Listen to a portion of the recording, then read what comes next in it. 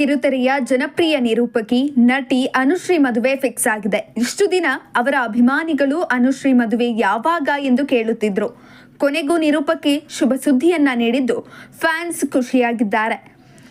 August 28ಕ್ಕೆ Anushree ಮದುವೆ ನಡೆಯಲಿದೆ. ಬೆಂಗಳೂರು ಮೂಲದ ಕಾರ್ಪೊರೇಟ್ ಉದ್ಯೋಗಿಯನ್ನ ಅನುಶ್ರೀ ವಿವಾಹ ಆಗಲಿದ್ದಾರೆ.